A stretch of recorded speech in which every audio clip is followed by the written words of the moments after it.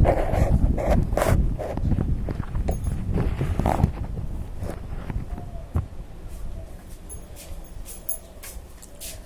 morning, students. I, Akansha Mishra, your TZT science teacher, is again back with the topic for the class 7. That was the topic we discussing was the nutrition in animals. Okay. In that, we are discussing about the topic that was the digestion in humans.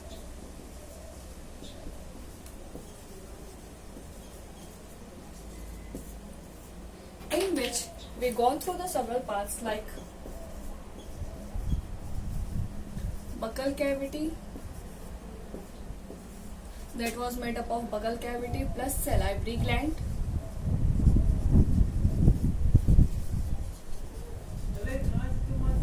Next one was the oesophagus, that passes into the food pipe. And the third part which we discussed was the stomach. Okay, so revising it again, students, buccal cavity and salivary gland forms the first mouth parts of that digestion. That starts with the ingestion. Okay, ingestion means engulfing the food items. Okay, oesophagus, that food is passed into the oesophagus through the food pipe. So from the oesophagus to the food pipe. Okay, now the third one was the stomach. Stomach is a bag like structure that contains HCl, hydrochloric acid, and some digestive juices in it. This hydrochloric acid and digestive system, when the food comes from the food pipe into the stomach, then they used to make it more finer or more smaller or more small molecules are made into this. Okay, so HCl, by the help of hydrochloric acid and the digestive juices, the food item or the food that comes from the buccal cavity to the oesophagus, then to the food pipe, then to the stomach. Okay, so by the help of hydrochloric acid and the digestive juices, the food gets more digested and the water gets involved in it. Okay, what is the role of hydrochloric acid in our stomach, students? You must have learned the word or heard the word acidity. What is the term acidity, students? Acidity is a undigestion of any food. Okay, in our body, whenever there is a undigestion of food in our body, then there is a formation of gas or formation of the acids. You cannot say the gas, the formation of the acids that occurs in our stomach, and that makes us feel uncomfortable. Okay, that makes us unhealthier. So by the help of this hydrochloric acid and the digestive juices, the foods are to be digested properly in a proper way. After passing from the stomach and also by the help of liver, this would be the pancreas, students. Okay, and the gallbladder. This gallbladder stores the gastric juices in it, which also allows the food to digest properly and the food to digest in a proper way. Okay, so with the help of this gastric juices that is stored for a few time in the gallbladder,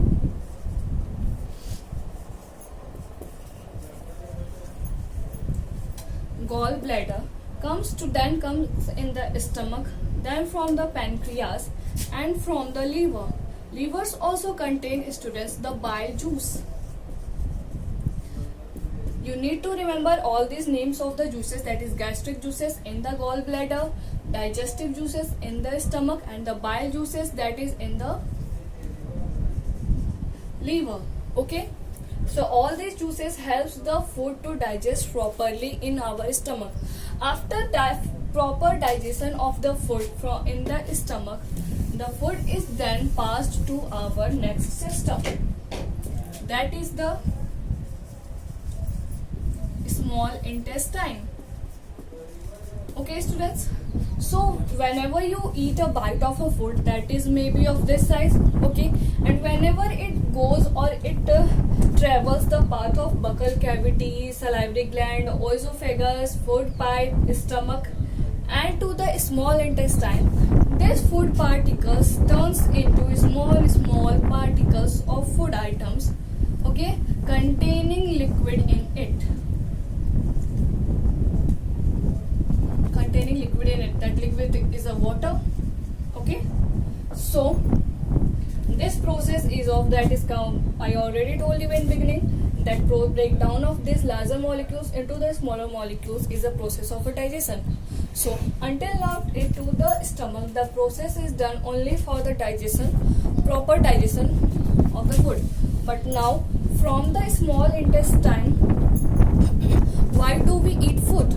To get energy, to get nutrients from it, okay. Now as the digestion is done, we need to require nutrients from it, we need to absorb energy from it, we need to absorb nutrients from the food, okay. So that food, that absorption is done in the small intestine, okay. Small intestine, students, is a like this structure, okay, that contains several finger-like outgrowths that is basically called villi, okay. These villi, what do? These are finger-like outgrowths in the small intestine. They used to absorb or assimilate the nutrients particles from that food particles. And what is left behind that? When the food particles or when the nutrients, that is oxygen, water and the nutrients is absorbed in the small intestine, then only the waste particles will be remaining, okay. Then that waste particles goes to the large intestine, okay. Okay students, when the food particles comes to the stomach after mixing it of several juices, it breaks into finer particles, small particles that goes to the small intestine, and then in small intestine there are finger-like outgrowths that are known as villi that used to absorb the nutrients from that food particles, okay. After the absorption of the food particles, only the waste particles are to be left, which then passes to the large intestine. Like this is a small intestine.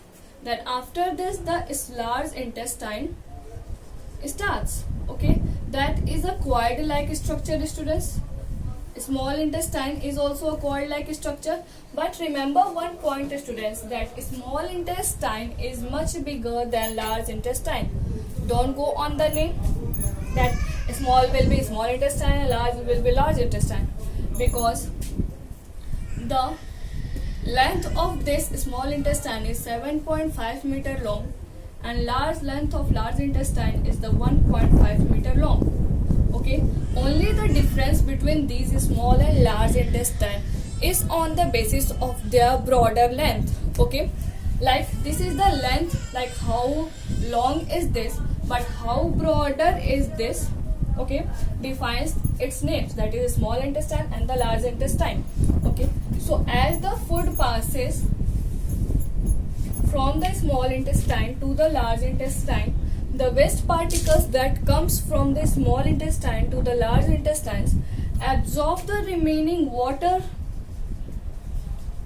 from that food particles, okay students. So what is the process that is done in the large intestine? The absorption of water is done in the large intestine, okay.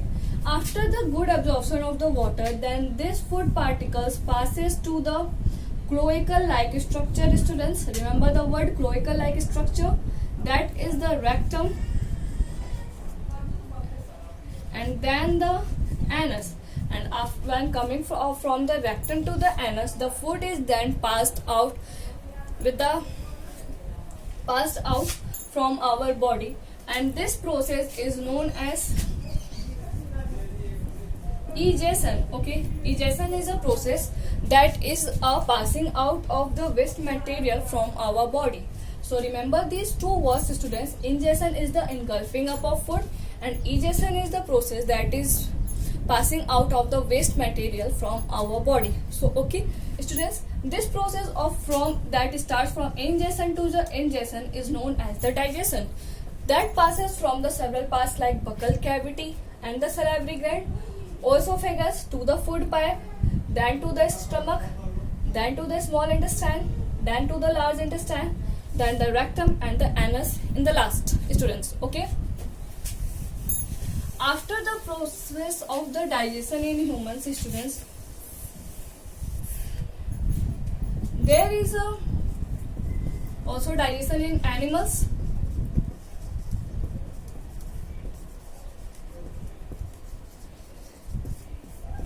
So you must have seen that cows, or noticed that cows and buffaloes several times they used to chew their food for the longer time, and they also form a jhag like structure or jhag at outside of their mouth. Okay, so what is that, students?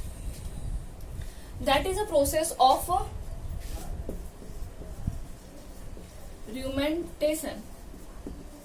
Okay, all the process like buccal cavity to the esophagus to the stomach is same in as the humans in the animals. Okay, but there is a difference, students. The cows and the buffaloes, what do? They chew their food easily and fast. Okay, and fast, but they used to store in a specific bag like structure that is called rumen. Okay, and then after storing it here, they used to chew it, they used to grind it, okay, for a long time so that it can be digested easily. So this chewing and grinding of that food particle with a weight taking a lot of time. Okay, so that process is called a rumentation, that is done by the help of a specific organ that is present only in animals, that is cows and the buffaloes, that is the rumen. Okay, so remember this specific points, stress that digestion in animals is done by a specific structure, that is rumen, that used to chew and grind the particles after eating, and that process is known as rumentation. Okay,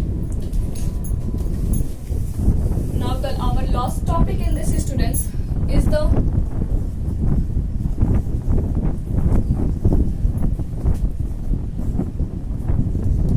like you have seen two types of digestion in humans, digestion in animals.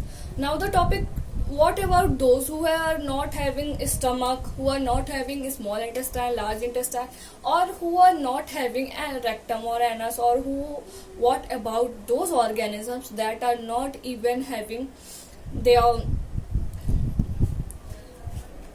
mouth or the anus or the rumen? Okay, just take an example of the amoeba, students. Okay, in the amoeba you must have seen the structure like this, that there are several cells, there are food vacuoles also that used to digest the food in them. These arms like structures, students, that used to move the amoeba from one place to another place is known as pseudopodia. This pseudopodia helps the amoeba to move from one place to another place. So this digestion in amoeba is done by the help of food vacuole. There is no mouth in the amoeba, students. Okay,